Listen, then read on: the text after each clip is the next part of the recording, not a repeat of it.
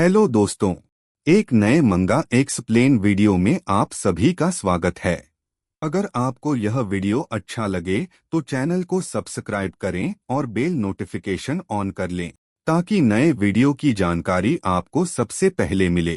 तो चलिए दोस्तों, वीडियो शुरू करते हैं। सीनियर लियो वापस आया है यहाँ खेलने के लिए। इतनी आसानी से नहीं मिलता ये चांस। यूज जल्दी से पानी दे। क्या तू यूज हाई स्कूल से पसंद नहीं करती थी? ही यिंग ने मना नहीं किया कि वो कभी उसे पसंद करती थी, पर इस बार मिलने पर यूज कुछ अलग सा लगा। वो फीलिंग पहले जैसी नहीं थी।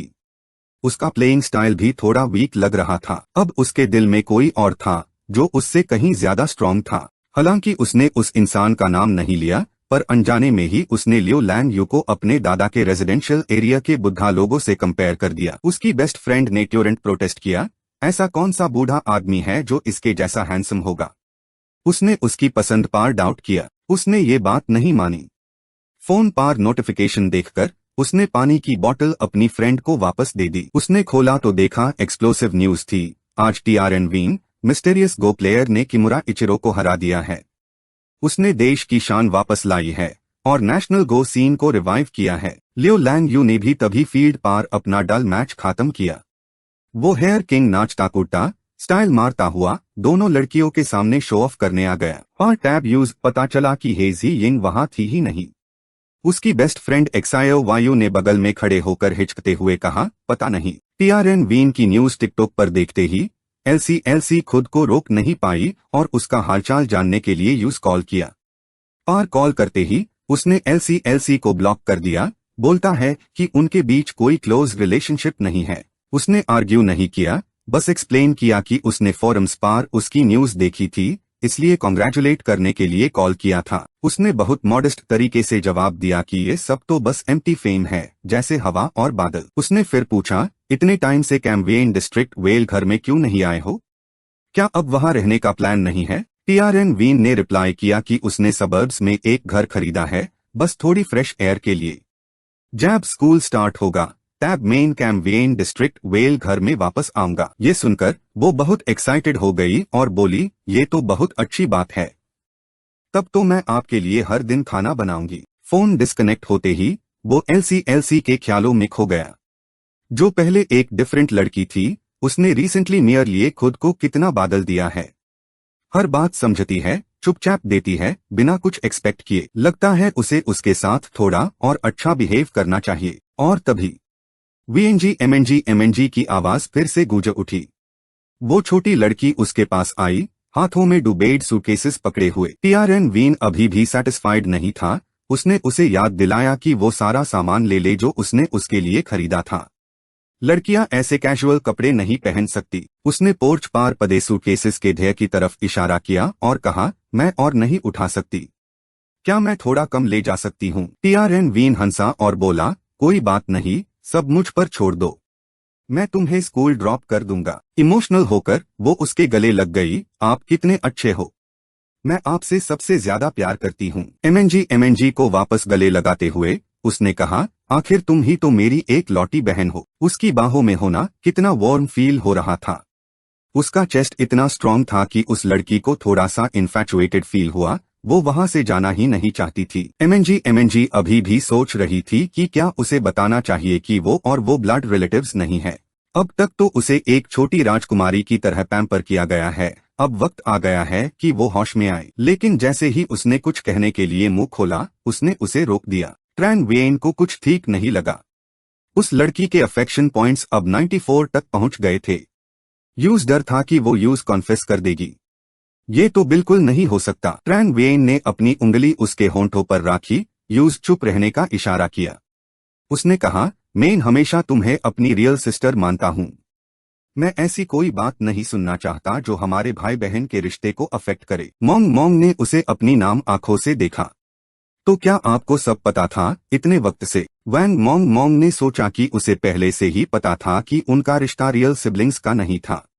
लेकिन जिस तरह से वो उसकी केयर करता था, उससे उसे थोड़ा इल्यूजन हो गया था कि वो उसके लिए यूनिक है। सिस्टम ने अनाउंस किया, उस लड़की के अफेक्शन पॉइंट्स में +1 हो गया। करंट अफेक्शन पॉइंट्स 95 और counter attack successful. सिंप Lord target ने 3.5 बिलियन खर्च किए, होस्ट को 350 मिलियन यूएन का रिवॉर्ड मिला। वैंग मोंग मोंग अब सिंप लॉर्ड बन गई है। होस्ट को 35 strengthening points mine. Congratulations host, आपको मास्टर लेवल सिंगिंग स्किल मिली है और ऑटोमेटिक स्किल अपग्रेड पॉइंट्स भी मिले हैं। सिस्टम की अनाउंसमेंट सुनकर वो जैसे थंडरस्ट्रक हो गया। व्हाट द हेल, ये फिर से काउंटर अटैक कैसे हो गया? क्या मैंने ठीक से एक्सप्लेन नहीं किया था? मैंने उसे इतने क्लियरली रिजेक्ट किया, फिर भी उसके अफेक्शन पॉइंट्स बढ़ गए। ये क्या हो रहा है? जब वो अपना सर पकड़कर कुछ सोच ही रहा था, तभी उस लड़की ने उसके गाल पर एक चुम्मी दी और वहां से भाग निकली। ट्रैन वेन वही फ्रीज हो गया। कहीं ये उसके हर किसी से फ्लर्ट करने की पनिशमेंट तो नहीं थी। ली कॉर्पोरेशन की बिल्डिंग में लीजिया म्यू ने गुस्से में अपने हाथ के सारे रिपोर्ट्स फेंक दिए और चिल्लाया, ये क्या बकवास है? येन सीईओ ने न सिर्फ यूए लैंगशुएंग को पनिश नहीं किया, बल्कि use fly sky real estate का मैनेजमेंट भी दे दिया। उसके बगल में खादी सोर्स ने एक्चुअल सिचुएशन रिपोर्ट की। सर, वो सिर्फ फ्लाई स्काई को मैनेज नहीं कर रही, बल्कि रिलायबल सोर्सेज से खबर मिली है कि फ्लाई स्काई और अर्थ कंसीलर मर्ज हो चुके हैं। उनका नया नाम है फ्लाई कंसीलर और वो खुद उसकी हेड है, जिसमें 100 बिलियन का इन्वेस्टमेंट है। मैंने आपको इसलिए देर से बताया क्योंकि आप बिजनेस ट्रिप पार द और मुझे लगा इसकी रिपोर्ट करना इतना जरूरी नहीं था। वो गुस्से में था क्योंकि उसने अपने अपोनेंट की स्ट्रेंथ को मिसजज कर दिया था। पता नहीं ट्रैन वेन के पास कितने रिसोर्सेज है कि वो 30 बिलियन ऐसे ही फेंक देता है। और उसने एक ऐसे इंसान पर ट्रस्ट किया जिसने उसे पहले बीट्रे किया था और उसको 100 बिलियन का कॉर्पोरेशन दे दिया। ये आदमी उसे बिल्कुल अनफैथोमेबल लग रहा था। गुस्से में उसने अपनी प्राइवेट सेक्रेटरी को इडियट कहा, कब से तुम्हें खुद को हर डिसीजन लेने का राइट मिल गया? अगर ये ऐसे ही चलता रहा तो हम फिल्म सिटी प्रोजेक्ट में हार जाएंगे। अपने ग्लासेस ठीक करते हुए, अपने मास्टर के गुस्से को झेलते हुए यूज अब समझ आया कि पहले वो भगने की कोशिश क्यों कर रही थी। वैंग मोंग मोंग के ग्रेजुएशन स्कोर्स इतने हाई द कि वो माडो की किसी भी प्रेस्टिजियस यूनिवर्सिटी में एडमिशन ले सकती थी। जब ट्रैन वेन यूज यूनिवर्सिटी में एनरोल करवाने आया तो उसने अपनी फेस चेंजिंग टेक्निक का उसे किया और एक अंकल के रूप में आया ताकि उसकी रियल आइडेंटिटी रिवील ना हो। उस लड़की को लगा कि वो आजकल बहुत फेमस है और उसे डर था कि इसे यूज स्कूल में प्रॉब्लम हो सकती है, इसलिए वो हम्बल रहना चाहता था। उसने सोचा कि वो कितना कंसिडरेट है। लड़कियों को घूरने के बाद यूज थोड़ा रिग्रेट हुआ कि उसके ग्रेजुएशन स्कोर्स इतने लो द कि वो यहाँ एडमिशन नहीं ले पाया। यहाँ तो इतनी ब्यूटीफुल गर्ल्स थी। तभी उस लड़की ने उसे टोक दिया और कहा, और मत देखो। ट्रैन वेन ने उल्टा डिफेंड करते हुए कहा, लड़कियों को देखना तो आदमी की इंस्टिंक्ट है। उसके बाद वो ओबीडियंटली उसके लिए पानी लेने चला गया। दूसरी फीमेल स्टूडेंट्स ने जैब यूज अस लड़की के साथ इतना जेंटल बिहेव करते देखा तो वो थोड़ी जेलस हो गई और आपस में फस्फ्यूजन लगी कि वो कितना वार्म फादर है। उनका फोकस टैब चेंज हो गया जब उन्होंने ऊपर से एक एयरप्लेन इंजन की आवाज सुनी। एयरप्लेन से उतरने वाला किन व्यूफेंग था, माडो के 4 ग्रेट यंग मास्टर्स में से एक।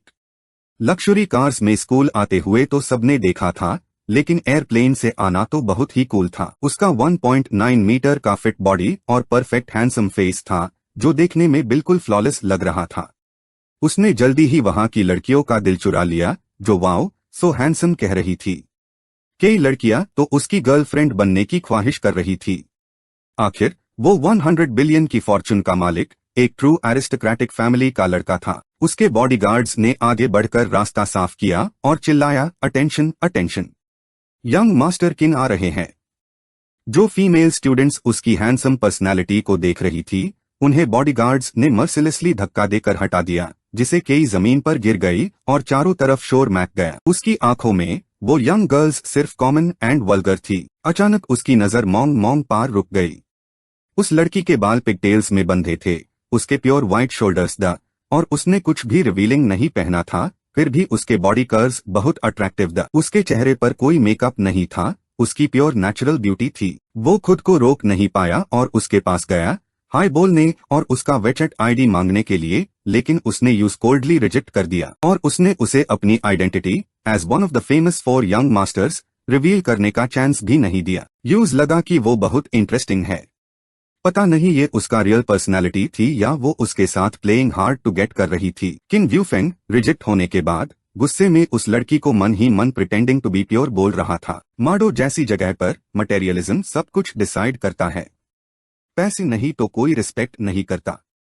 देखते हैं जैब यूज ब्रिज के पास सोना पड़ेगा, तब भी वो प्योर बनने का दिखावा कर पाएगी क्या। उसने जबरदस्ती एक चीयरफुल एक्सप्रेशन बनाया और कहा कि वो इतनी जल्दी रिजेक्ट ना करे।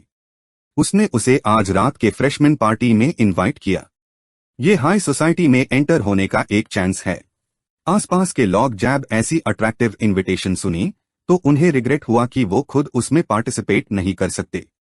ये ऑर्गेनाइजेशन 20 साल से चली आ रही है, जहां सब इन्फ्लुएंशियल फिगर्स गैदर होते हैं। अगर कोई उनसे कनेक्ट कर ले तो वो एक स्टेप में सक्सेस की हाइट्स पर पहुंच सकता है। मॉन्ग को कुछ समझ नहीं आया और उसने रिफ्यूज करना कंटिन्यू किया और उसे याद दिलाया कि उससे दूर रहे, वरना अगर मेरे भाई ने तुम्हें मुझे हरास करते हुए देख लिया तो तुम्हारा अंजाम अच्छा नहीं होगा। उसकी बातों से यूज्ड आउट हुआ कि उसका भाई कितना स्ट्रांग हो सकता है। क्या वो उसके बॉडीगार्ड्स से भी स्ट्रांग है? मॉन्ग ने ट्रैन वेन को दूर से आते हुए देखा और उस लड़के से कहा, अब अपनी खैर मनाओ। उसकी उंगली की तरफ देखते हुए उसने एक रस्टिकली ड्रेस्ड अंकल को देखा जिसके चेहरे पर स्क्रफी बियर्ड थी और हाथ में पानी की बोतल थी। वो उन दोनों के पास आ रहा था। ट्रैन वेन पास आया, गुस्से से उसकी तरफ घूरा और सिर्फ एक वर्ड बोला, कम ऑन, गेट लॉस्ट। पास खड़े गॉसिपर्स ने आपस में फुसफुसना शुरू कर दिया कि जो भी इसे ऐसे बात करने की हिम्मत करता है वो सब अपनी फॉर्चून खो चुके हैं। ये आदमी तो उनकी आंखें खोल देगा। उसने अपनी अथॉरिटी दिखाने के लिए खुद को इंट्रोड्यूस करना शुरू किया और कहा, तुम बहुत बोल्ड हो। क्या तुम्हें पता है जो लास्ट टाइम मुझसे ऐसे बात किया था? उसने अभी अपनी बात पूरी भी नहीं की थी कि उस लड़के ने उसे एक जोर का थप्पड़ मारा जिसे उसके चेहरे पर हाथ का निशान छाप गया। वहां मौजूद लोग बिलीव नहीं कर पा रहे थे कि उसने उस पर हाथ उठाने की हिम्मत की। उनके कमेंट्स और भी लाइवली हो गए। थप्पड़ खाकर वो जमीन पर गिर गया। उसके होंठ से खून निकल रहा था और वो अपने बॉडीगार्ड्स पर गुराया, क्या तुम सब अंधे हो गए हो?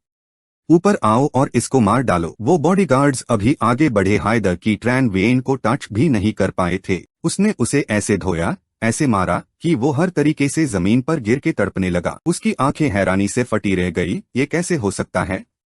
उसके बंदे सब के सब तो अंडरग्राउंड बॉक्सिंग किंग्स द कुछ तो स्पेशल फोर्सेस इंस्ट्रक्टर्स भी थे। यूज लगा जैसे ये सब एक इल्यूजन है, एक सपना। अपने सारे गोंडन को धूल चटाने के बाद ट्रैन वेन उसके पास गया, उसका कॉलर पकड़ा और वार्निंग दी, मेरी बहन की तरफ आंख उठाकर भी मत देखना, वरना इसके कॉन्सिक्वेंसेस इतने बड़े होंगे कि तू उन्हें संभाल नहीं पाएगा। टैन वो फॉर्म को जमीन पर पाठक दिया गया, ऐसा लगा जैसे उसकी सारी रिब्स टूट जाएंगी। ट्रैन वेन से निकलने वाला वो ऑरा, वो गुस्से की आग यूज लगा कि उसकी मौत करीब है। उन दोनों की पीठ देखते हुए यूजस लड़की का फिगर कुछ जाना पहचाना लगा। आखिर उसे याद आया, उसका निकनेम तो मॉन्ग टायोक्वाई है। वो बिग कैट टीवी की फेमस इंटरनेट सेंसेशन है। आसपास के लोग भी उसे पहचान गए, यही तो वो लड़की है जिसे येन टोंग ने 3 बिलियन रिवॉर्ड में दिए थे। सब सोच रहे थे कि ये बुद्धा आदमी जो उसके साथ है वो जरूर येन टोंग ने उसकी प्रोटेक्शन के लिए भेजा होगा, इसीलिए तो उसने हमारे यंग मास्टर टैन की बिल्कुल परवाह नहीं की। भाई, वो येन टोंग का बंदा है, कोई छोटा मोटा आदमी नहीं। उसको ये गुस्सा बिल्कुल हजम नहीं हो रहा था। येन टोंग है तो क्या हुआ, कोई खास चीज है क्या?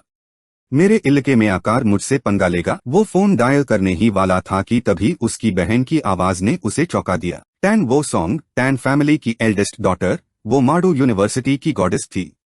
जैसे ही वो आई उसने अपने भाई को दांतना शुरू कर दिया। क्या फिर से कोई ऐसा काम कर रहे हो जिसे फैमिली की बीजाटी हो? पहले हाई हेलीकॉप्टर में आए हो, क्या सबको बताना चाहते हो कि टैन फैमिली कितनी रिच है? अब यहाँ फिर नया तमाशा शुरू कर दिया है। उसने मासूमियत से कहा, मुझे बुली किया गया है।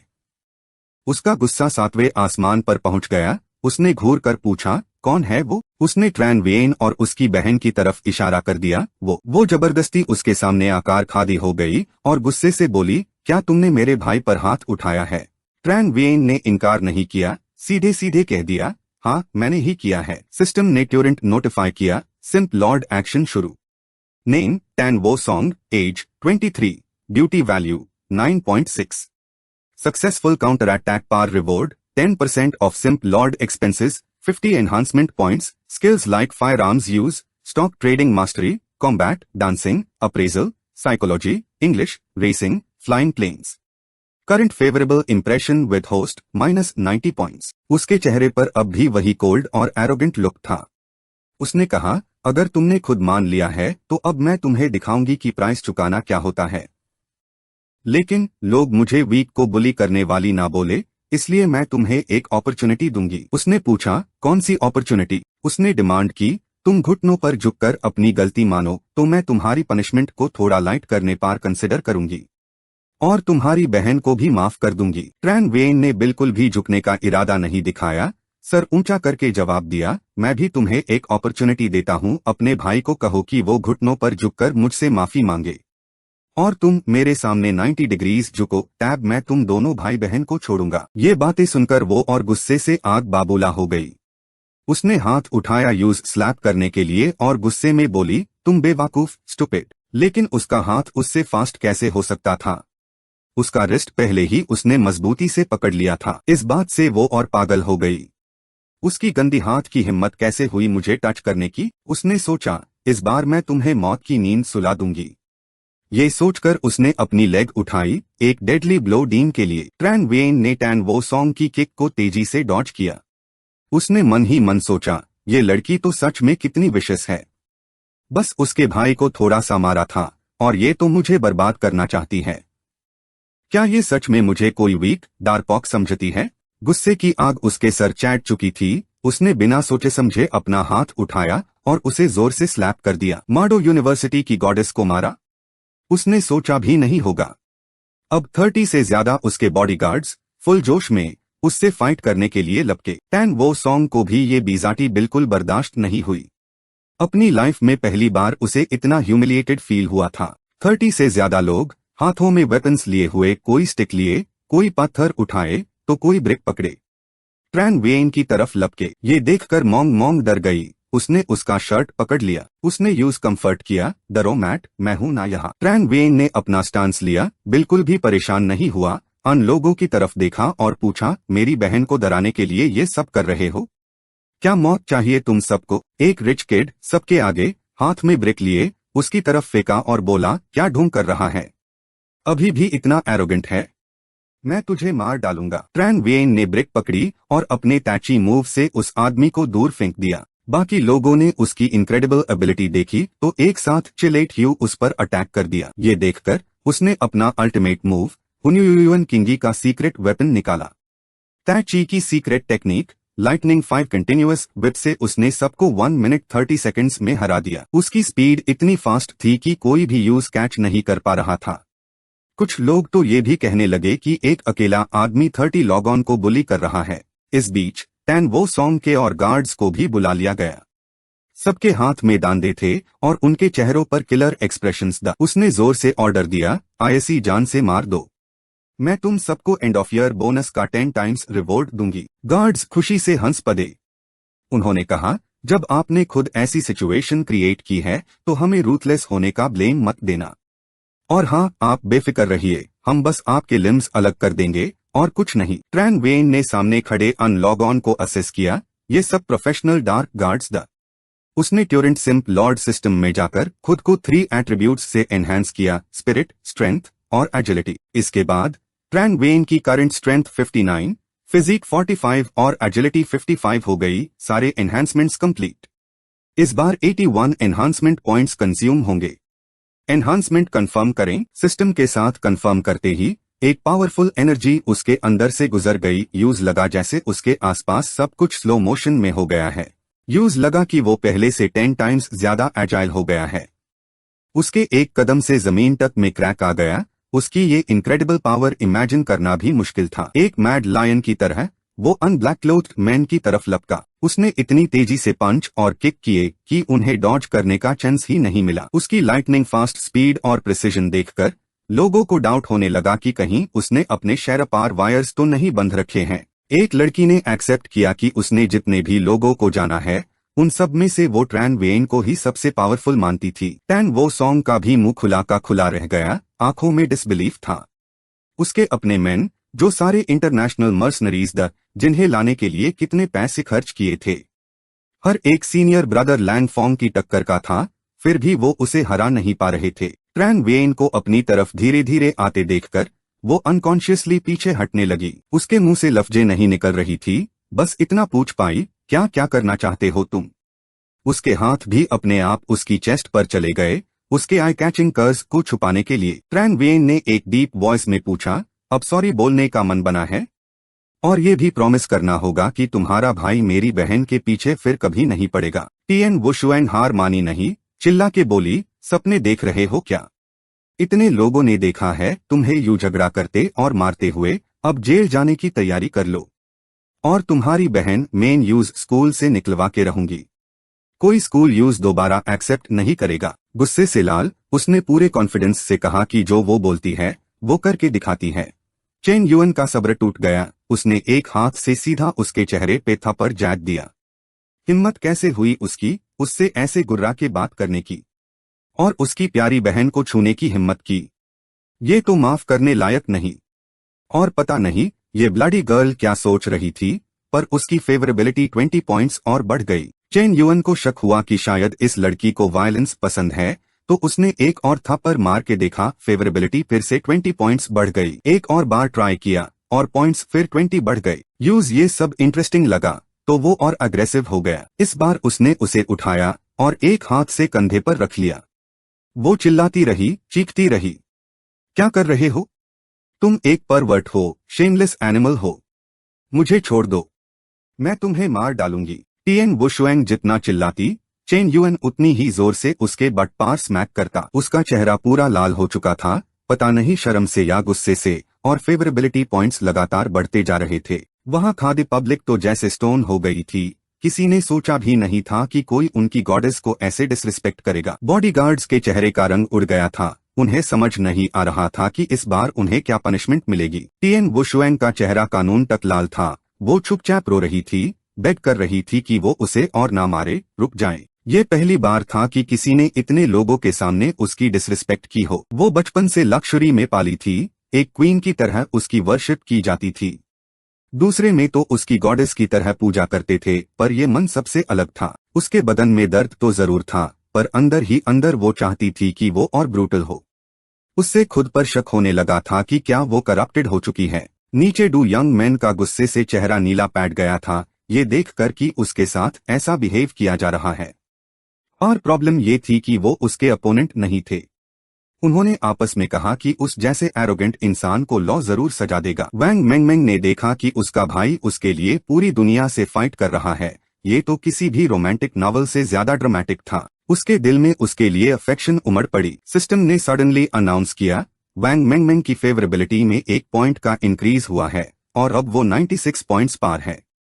टारगेट लॉर्ड नंबर 11 ने ब्रेक थ्रू किया, होस्ट को 10 रीइंफोर्समेंट पॉइंट्स मिले। चेन युएन ने एक से ज्यादा लोगों से फाइट की, पर उसके माथे पर एक बूंद भी पसीना नहीं था। पार मेंगमेंग के बढ़ते पॉइंट्स ने उसके चेहरे पर पसीना ला दिया और वो मन ही मन बुदबुदाने लगा, डैम इट, ये फिर से काउंटर अटैक कैसे कर रहा है। उसकी नजर उस छोटी लड़की पर पड़ी, उसने देखा कि वो use sparkling heart shaped eyes से देख रही थी, तो वो कुछ कह नहीं पाया। उसके दिल में आवाज आई, ओह मेरी बहन, ये तो अब नॉर्मल लव है, फेवरेबिलिटी अब और नहीं बढ़ सकती। चेन युएन ने टिएन वुशुएंग को जोर से जमीन पर पाटक दिया, जिसे वो फ्रस्ट्रेट हो गई और सोचने लगी, उसने मारना क्यों बंद कर दिया। सडनली उसने देखा कि वो अपनी बहन का हाथ पकड़कर भाग गया, जिसे वो और कंफ्यूज्ड हो गई। वो स्टिंकी किड टिएन व्यूफेंग अभी वहां आया और एक यूजलेस क्वेश्चन पूछा, दीदी आप ठीक हो? उसका चेहरा बिगड़ा हुआ था, उसने गुस्से से डांटा, तुम इंसान बन सकते हो या नहीं? अभी भी पूछने की हिम्मत है? जल्दी से उठाओ मुझे। वो खादी हुई, अपने कपड़े झाड़े और अपने भाई को लगातार डांटने लगी। जब मैं मारी जा रही थी तुम कहाँ थे? अब पूछने आए हो?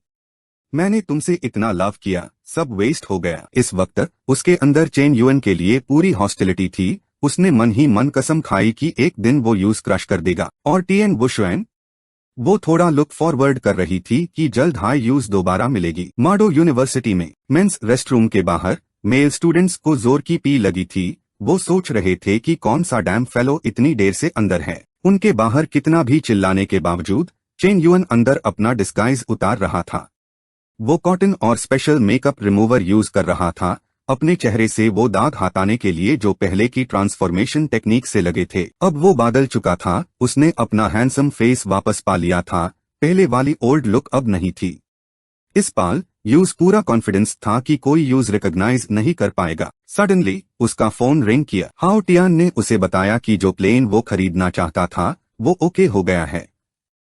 चेन युअन को याद ही नहीं था कि उसने कब कहा था कि यूज प्लेन खरीदना है। उसने बताया कि कुछ दिन पहले वो मिलने आया था, तभी उसने ये बात कही थी। अब उसका एक फ्रेंड है जो बैकडोर से काम कर सकता है। उसने पूछा, क्या आप माडो यूनिवर्सिटी में हो? यूज आखिरकार याद आया कि उसने सच में ये बात कही थी, पर शायद उस वक्त उसने ये सिर्फ मजाक में कहा था। चेन युअन चलते ही यूज कहने लगा कि किसी को यूज पिक करने भेज दे, पर थोड़ा हम्बल रहना, यूज शो ऑफ पसंद नहीं है। रेस्टरूम के बाहर खड़े लोग आपस में बात कर रहे थे कि अगर उन्हें पता चला अंदर कौन है तो वो यूज बीट अप कर देंगे। जब चेन युअन बाहर आया तो किसी की हिम्मत नहीं हुई मूव करने की। ये चेहरा कुछ फेमिलियर था, जिसे सब वही पार फ्रीज हो गए और अपनी पी की अर्ज भूल गए। उसका नाम दित NHT के वाई टोन हर जगह गूंज रहा था। हाल ही में फोरम्स पार वो नेशनल मेल गॉड बन गया था, मेल और फीमेल दोनों के लिए। वो फिदून शेयर्स का सुप्रीम इन्वेस्टर था, बिग कैट टीवी का ओनर, और उससे चाइना का फ्यूचर रिचेस्ट बिलियनियर भी कहा जाता था। इसके अलावा उसके बारे में ये भी रूमर थी कि वो CEO टोन नगन का सीक्रेट बॉयफ्रेंड है। जब उन्होंने यूज रिकॉग्नाइज किया तो बिना सोचे समझे पेन और पेपर निकालकर ऑटोग्राफ लेने दौड़ पड़े। कुछ तो शेमलेस होकर चेन युअन को बिग ब्रदर कहने लगे और उसके फॉलोअर बनना चाहते थे। कुछ उसे अपना गॉडफादर बनाना चाहते थे ताकि फ्यूचर में उसकी देखभाल कर सकें। माडो यूनिवर्सिटी में कहीं और पुलिस चीफ माँ कुछ पुलिस ऑफिसर्स के साथ स्कूल में मौजूद थे। टीएन सिस्टर्स के स्टेटमेंट्स ले रहे थे। वो गुस्से से भरा हुआ था ये जानकर कि उस शख्स ने सिस्टर्स को मारा और फिर भाग गया। उसने कहा कि वो किसी भी बैड गाय को नहीं छोड़ेगा। उसका सबॉर्डिनेट बोला, किसी ने उन्हें मेंस रेस्टरूम की तरफ भागते हुए देखा था, वहां क्लू मिल सकता है। उस इन्फॉर्मेशन के बाद सब लोग रेस्टरूम की तरफ दौड़ पड़े। वहां पहुंचकर उन्होंने देखा कि लोगों की भीड़ लगी हुई थी। एक आदमी को ऑर्डर मिला कि जाकर देखो क्या हो रहा है। वो दौड़कर वापस आया, रिपोर्ट दी। वो मिस्टेरियस बिलियनियर येन TNG THN हाउ माडो यूनिवर्सिटी में आ गया है। ट्यूरेंट हाई चीफ के साथ आए लोग एक्साइटेड हो गए, उसके लिए अपना लव और एडमिरेशन एक्सप्रेस करने लगे, खुद को उसका क्रेजी फैन कहने लगे। टीएन सिस्टर्स भी हैरान थे कि ये यहाँ क्या कर रहा है। पुलिस ऑफिसर्स ने झट से वॉशरूम एरिया की तलाशी ली, पर कुछ भी सस्पिशियस नहीं मिला। चीफ समझ गए ये मामला इतना आसान नहीं है। उन्होंने ट्यूरेंट एक बंदे को आसपास के सारे कैमरास चेक करने का ऑर्डर दिया। टीएन वो सॉन्ग को तो बड़ा मजेदार लगा कि जिस पर वर्ट ने उसे मारा वो कैसे गायब हो गया। जब उसने असबेड फेमस येन सर का नाम सुना तो वो भी उनसे मिलने निकल पड़ी। जैसे ही वो अंदर आई, आसपास के लोग खुद भी खुद रास्ता ढूंढने लगे। उसके पिटने की खबर एक अनजान शख्स से पूरे स्कूल में आग की तरह फैल चुकी थी। यूज देखते ही सब सरगोशियां करने लगे, पता नहीं कौन इतना बोल्ड है जो टीएन मिस से पंगा लेने की हिम्मत करे। टीएन वो सॉन्ग जैसे हाई TRN वीन के सामने आई, सिस्टम ने ट्यूरेंट बताया कि उसका फेवरेबिलिटी स्कोर अब 60 पॉइंट्स पार पहुंच गया है। कमल है, एक मार ने यूज नेगेटिव से इतने बेड पॉजिटिव स्कोर पार पहुंचा दिया। इस लड़की में कुछ तो बात है जो उसे पसंद आई। जैसे जैसे वो और करीब आती गई, यूज लगा कि ये येन सर तो बड़े जाने पहचाने लग रहे हैं। उसकी नजर उनके शूज पार पड़ी। वो हैरान रह गई। जिसने उसे अभी मारा था और जो अब उसके सामने खड़ा है वो एक ही इंसान है। पहले तो उसने सोचा था कि ये इनक्रेडिबल एक्सपीरियंस डीन वाला कोई बॉडीगार्ड होगा, पर ये तो एक रिच और हैंडसम आदमी निकला। यूज देखते ही वो भावुक हो गई। उसका फेवरेबिलिटी स्कोर झट से 10 पॉइंट्स बढ़कर अब 70 हो गया। उसने अपना फोन निकालकर उससे फ्रेंड रिक्वेस्ट भेजने को कहा और उसने बिना देर किए अपना QR कोड आगे कर दिया ताकि वो खुद स्कैन कर ले। उसके दिमाग में भी ये बात आ गई थी कि वो उसे पहचान चुकी है। आखिर उसने अभी तक अपने शूज चेंज नहीं किए थे। पर कोई नहीं, वो देखना चाहता था कि वो आगे क्या करती है। उसी वक्त टीएन वो सॉन्ग के मन में भी वो ही ख्याल आया जो TRN वीन के था। वो भी देखना चाहती थी कि ये क्या करने वाला है। तब उसने उससे पूछा, आप यहाँ किसी खास काम से आए हैं क्या? उसने जवाब दिया कि वो अपनी छोटी बहन को एडमिशन दिलाने आया है और सुना है कि माडो में आपकी अच्छी जानकारी है, तो क्या आप मेरी बहन का थोड़ा ख्याल रख सकेंगी? यूज लगा ये आदमी कितना बेशरम है। अभी उसने मुझे मारा और अब एक नया रूप लेकर अपनी बहन का ख्याल रखने को कह रहा है। वो थोड़ी घबराहट में अटकटक कर बोली, ये बहन कौन? टीआरएन वीन उसकी बात का मतलब समझ गया और पलट कर बोला, ऑफ कोर्स मेरी रियल सिस्टर है। क्या मैं तुम्हें ऐसा लगता हूँ कि हर लड़की से फ्लर्ट करता फिरता हूँ? वो जैसे जाग उठी, उसने सोचा तो ये दोनों सच में भाई बहन है।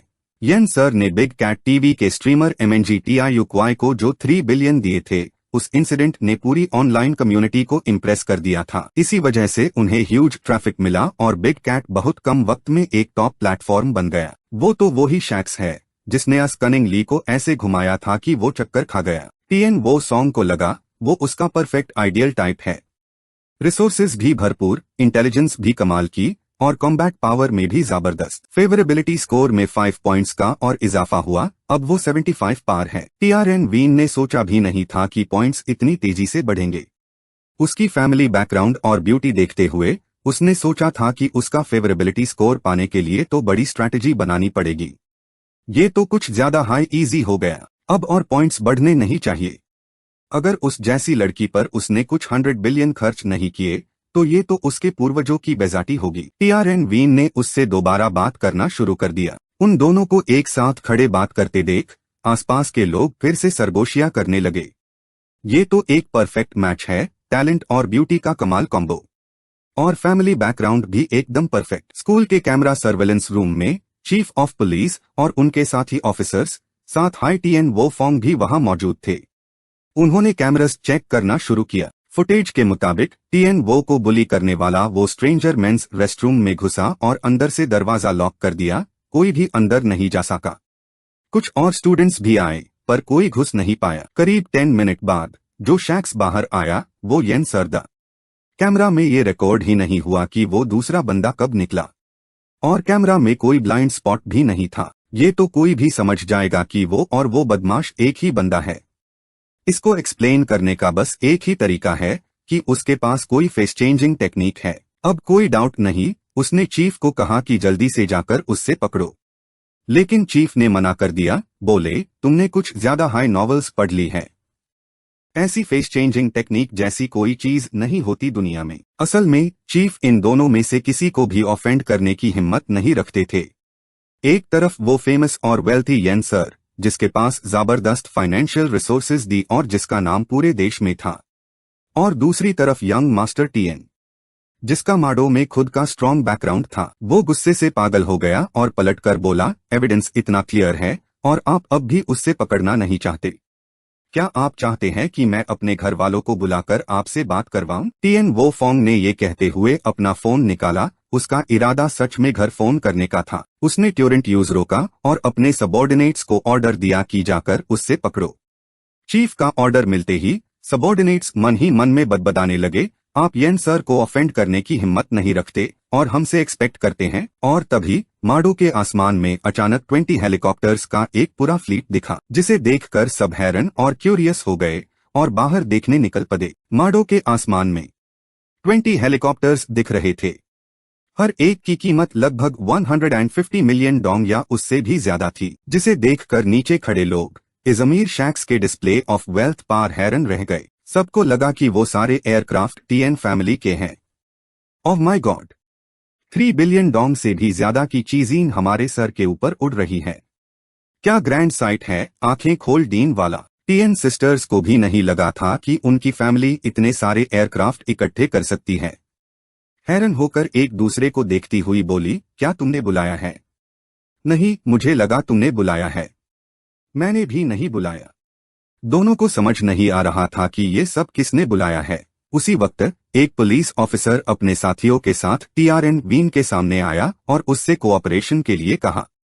उस पर एक इंटेंशनल इंजरी के केस में शक किया जा रहा था। उसने अनजान बनने का नाटक करते हुए पूछा, क्या कोई मिसअंडरस्टैंडिंग हो गई है? उस ऑफिसर ने यकीन से जवाब दिया, मिसअंडरस्टैंडिंग है या नहीं, आप प्लीज पुलिस स्टेशन चलकर एक्सप्लेन कीजिए। वो कुछ रिएक्ट करता, उसके बगल में खड़े फीमेल स्टूडेंट्स ने पुलिस ऑफिसर पार चिल्लाना शुरू कर दिया, क्या आपको दिखता नहीं, या आपको कैमरा देखना नहीं आता?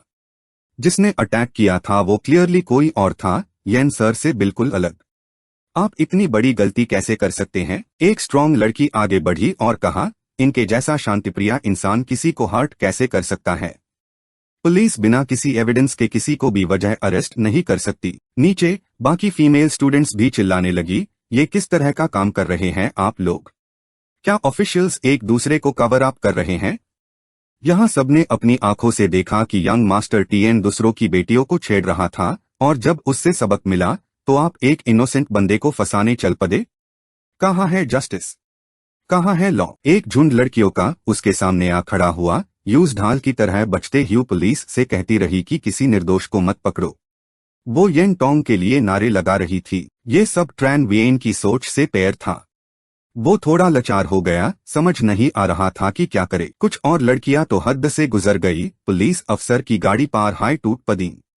वो बेचारा चिल्ला उठा, ये क्या कर रही हो तुम लोग? कानून के खिलाफ हिंसा कर रही हो क्या? ट्रैन वियेन ने ये नजारा देखा और जल्दी से आगे बढ़कर उन हसीन लड़कियों को रोका। शांत हो जाओ, सब शांत हो जाओ। मैं यहाँ मौजूद सभी अफसरों के साथ कोऑपरेट करने को तैयार हूँ। मुझे यकीन है थाना बाक और थाना कोंग यानी इंसाफ तो लोगों के दिलों में होता है। कुछ लड़कियों ने ये बात सुनी तो उनकी आंखों में आंसू आ गए। उन्हें लगा वो कितना वार्म हार्टेड है। ये आदमी सच में बहुत अच्छे क्वालिटीज वाला, इतना नोबल। टैन वो सॉन्ग जो कब से ये सब देख रही थी, अंदर ही अंदर बहुत खुश थी। दूसरों को इतना दुख दिया, अब बेचारा बन रहा है। सही हुआ इसके साथ। पुलिस पकड़े आईसी। यहाँ राजा का कानून नहीं, गांव के रिवाज चलते हैं। वो देखना चाहती थी ट्रैन वियेन यहाँ बिना किसी कनेक्शन के ये बाजी कैसे पलटता है। एक मिलिट्री हेलीकॉप्टर ट्रैन वियेन के पास आता हुआ दिखा, जैसे जमीन पर उतरने वाला हो। एयरक्राफ्ट के कैबिन से डाइप DU2 जो डाइप फैमिली का हेड था और माडो के चारों बड़े टाइकून्स के साथ वॉकी टॉकी पार अनाउंस किया, कस्टमर आ चुका है। सब मेरे कमांड सुनो, अब शुरू कर सकते हो। एक साथ समझ गए कि आवाज गूंज उठी। आसमान में उड़ते हुए प्लेन्स बैनर्स गिरा रहे थे। येन टोंग का माडो में स्वागत है। ये देखकर सब दंग रह गए। टैन बहनें भी हैरत से चिल्ला उठी, ये प्लेन्स तो येन टोंग को लेने आए हैं। सबसे हैरानी की बात तो ये थी कि खुद डाइप DU2 येन टोंग का स्वागत करने आया था। चीफ को समझ नहीं आया ट्रैन वियेन का कैसा बैकग्राउंड था कि इतनी बड़ी हस्ती यूज वेलकम करने आई थी। ये तो सबको पता है कि डाइप फैमिली यहाँ की चारों बड़ी फैमिलीज में सबसे ऊपर है। उनका बाकी तीनों फैमिलीज पर बहुत जोर चलता है। भले ही डाइप DU2 सिर्फ एक साइड लिनिएज का वंशज हो, पर जब बात डाइप फैमिली की आ जाए तो उसके जैसे छोटा सा चीफ उनसे दुश्मनी मोल नहीं ले सकता था। ये सोचकर वो टैन वो फॉर्म के सामने गया और उसे बताया कि उसके सालों के एक्सपीरियंस के मुताबिक येन टोंग सस्पेक्ट नहीं हो सकता। ये मामला अब बिल्कुल साफ हो गया था। वो उसे पकड़ नहीं सकते थे। टैन वो फॉर्म गुस्से में उस पर चिल्लाया, यूज याद डायलेट यू कि वो हर हवा के रुख के साथ बादल नहीं सकता। मगर टैन वो फॉर्म कुछ भी कहे, चीफ ने अपने आदमियों को ऑर्डर दिया कि लोगों को पकड़ना बंद करें। एक पाल की गलतफहमी से किसी शहरी की जिंदगी पर असर नहीं पड़ना चाहिए। ये सुनकर सामने वाले को जैसे दिल को सुकून मिला। उसने ट्यूरेंट जी हुजूर में जवाब दिया। वो जल्दी से ट्रैन वियेन के सामने गया, माफी मांगी और समझाया कि ये सब सिर्फ एक गलतफहमी थी। ट्रैन वियेन ने भी अपनी शराफत दिखाई, दिल में कोई रंजिश ना रखते हुए कहा कि इन्वेस्टिगेशन में कोऑपरेट करना तो उसका ड्यूटी है। टैन वो फॉर्म इस वक्त दांत पीस रहा था, गुस्से का घुंट अपने गले में उतारने की कोशिश कर रहा था।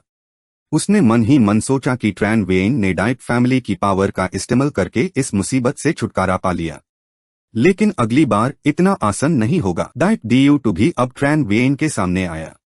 उसने हाथ आगे बढ़ाया, अपना नाम बताते हुए कहा कि वो हाउ थियन का दोस्त है। उसका हाथ पकड़ते हुए ट्रैन वियेन ने कहा, आपसे मिलकर बड़ी खुशी हुई। डाइप टॉम डॉट आसमान की तरफ इशारा करते हुए जहां हेलीकॉप्टर्स गोल गोल उड़ रहे थे। ट्रैन वियेन ने पूछा, ये सारा शो ऑफ कुछ ज्यादा नहीं हो गया? डाइप DU2 जोर से हंसा और कहा कि ये बिल्कुल भी शो ऑफ नहीं है।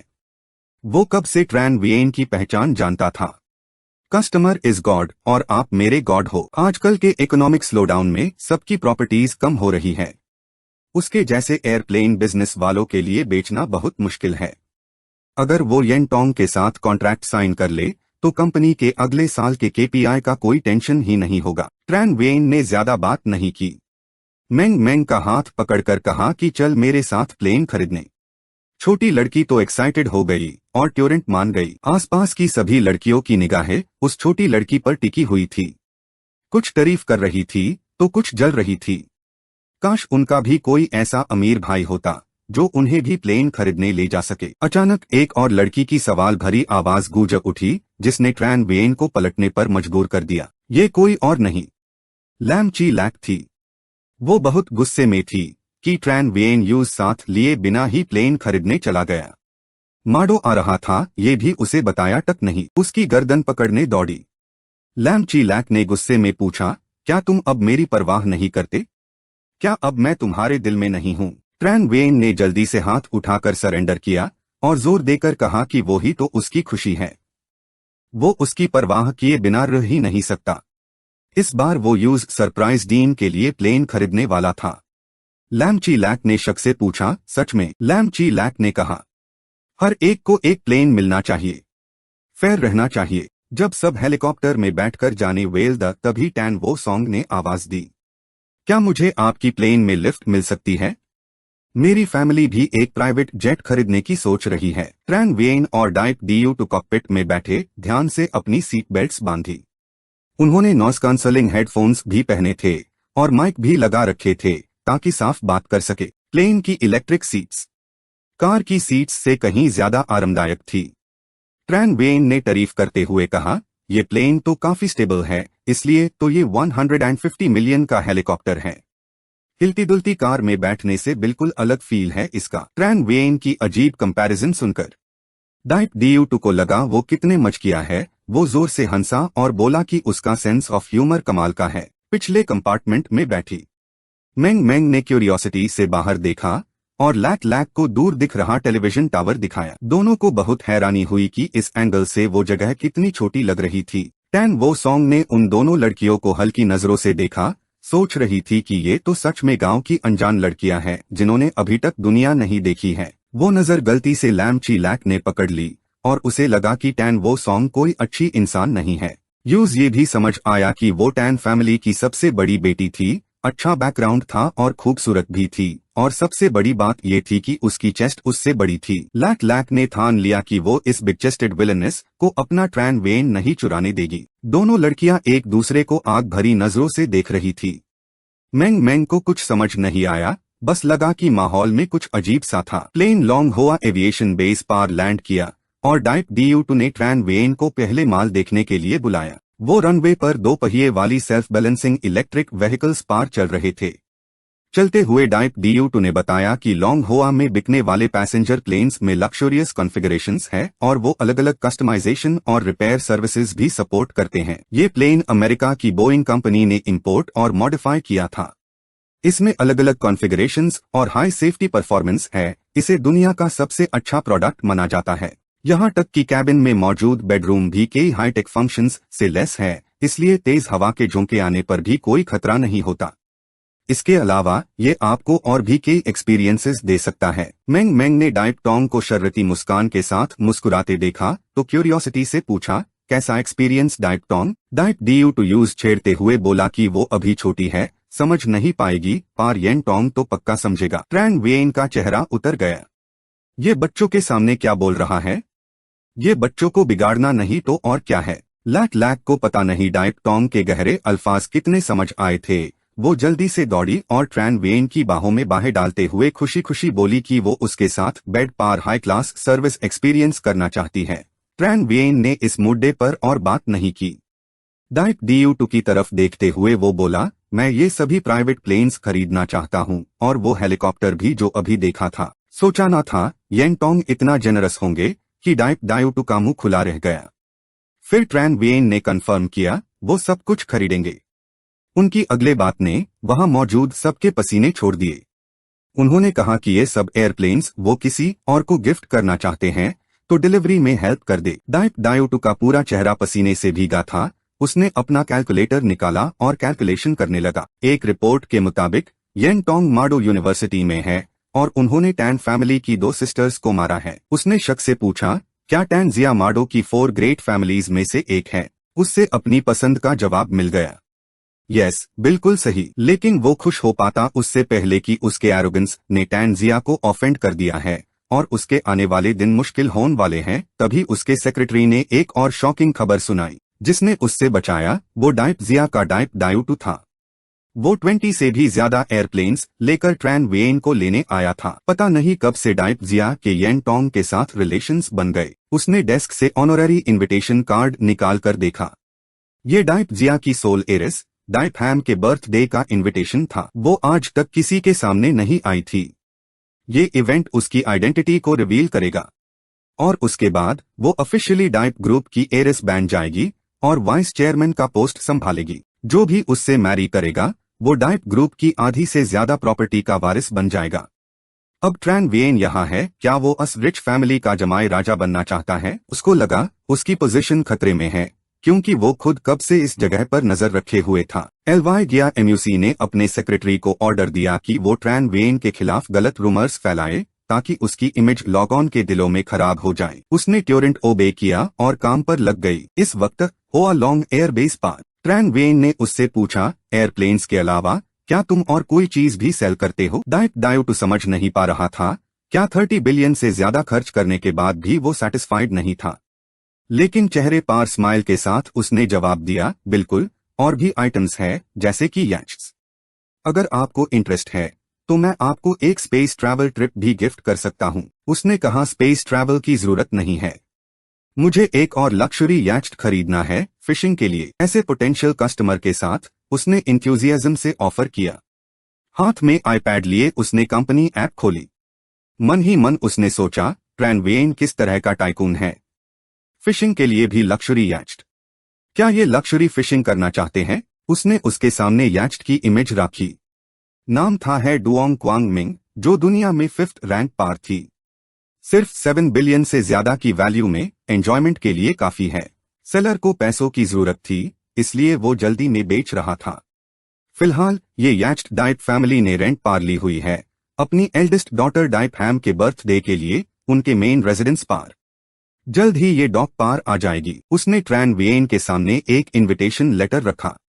डाइप डायूटू ने आगे कहा, ये इनविटेशन है, मेन अरेंज कर दूंगा कि आप और सेलर मिल सके। आप पार्टी भी अटेंड कर सकते हैं और याcht भी देख सकते हैं। ट्रैन वेन के दिमाग में एक आइडिया चमका, माडो की सबसे रिच एरिस, ये तो काफी इंटरेस्टिंग होगा। मेरा सिस्टम भी तो हाल ही में कुछ ज्यादा हाई हंग्री हो गया है। एयरप्लेन्स और याcht की डील तो हो गई थी। ट्रैन वेन ने फिर माडो यूनिवर्सिटी के पास घर खरीदने की डिजायर जाहिर की। इस मामले में डाइप डायूटू उसकी हेल्प नहीं कर सकता था, लेकिन टैन वो सॉन्ग कर सकती थी। उसकी तरफ पॉइंट करते हुए डाइप डायूटू ने उससे इंट्रोड्यूस किया कि टैन जिया रियल एस्टेट इंडस्ट्री में काफी एस्टैब्लिश्ड है और माडो यूनिवर्सिटी के पास 2 बिल्डिंग्स उनकी है। यहाँ तो जमीन का हर टुकड़ा सोने जैसा है, पैसा होन पार भी मिलना मुश्किल है। ये सुनकर वो उसकी तरफ मुड़ा और कहा कि क्या वो उसके लिए यहाँ एक बिल्डिंग छोड़ सकती है। वो मार्केट प्राइस से 5% ज्यादा डीन को भी अग्री है। वो थोड़ी कंफ्यूज्ड हो गई। अगर वो 1-2 यूनिट्स खरीदता या यांगशेन फर्स्ट ग्रेड प्रॉपर्टी भी तो वो अग्री कर सकती थी, लेकिन पूरी बिल्डिंग के लिए वो खुद डिसीजन नहीं ले सकती थी। उससे अपने फैमिली से डिस्कस करना पड़ेगा। मन ही मन वो इस आदमी की और भी रिस्पेक्ट करने लगी। उसने सुना था कि ये जब भी घर खरीदता है तो पूरी बिल्डिंग हाई खरीदता है। अभी अभी एयरप्लेन्स पर टेंस ऑफ बिलियंस खर्च किए थे और अब पूरी बिल्डिंग खरीदना चाहता है। इस इंसान की फाइनेंशियल पावर तो सच में लेजेंडरी है। टैन वो सॉन्ग ने ट्रैन वेन को याद दिलाया कि माडो में परचेज रिस्ट्रिक्शंस है और उनको बहुत हाई टैक्स देना पड़ेगा। एक बिल्डिंग पर कमर्शियल टैक्स भी ज्यादा है तो उनको पूरी बिल्डिंग खरीदने में कोई प्रॉफिट नहीं होगा। ट्रैन वेन ने फिर स्माइल किया और जवाब दिया, कोई बात नहीं, बस आप मुझे एक यांगशेन फर्स्ट ग्रेड प्रॉपर्टी गिफ्ट कर दो और मैं आपको एक जैगुआर हेलीकॉप्टर गिफ्ट कर दूंगा। हम इक्वल वैल्यू पर एक्सचेंज करेंगे। उसको लगा उसकी प्रॉपर्टी 150 मिलियन की वैल्यू की नहीं है, इसलिए वो उसका एडवांटेज नहीं लेना चाहती थी और साफ मना कर दिया। ट्रैन वेन उसके कण के पास झुककर बोला, क्या है, बिना टक्कर के दोस्ती कैसे होगी? इस बार तुम एडवांटेज ले लो, अगली बार मैं अपना क्लेम करूंगा। उसकी क्लोजनेस से उसका चेहरा टमाटर जैसा लाल हो गया। उसने सोचा, क्या येन टोंग मुझे परस्यू करना चाहते हैं? क्या इस दुनिया के सारे मर्द इतने इम्पेशेंट होते हैं? टैन वो सॉन्ग ने थोड़ा नर्वसली जवाब दिया, मैं अभी आपको प्रॉपर्टी दिखाने ले चलती हूँ।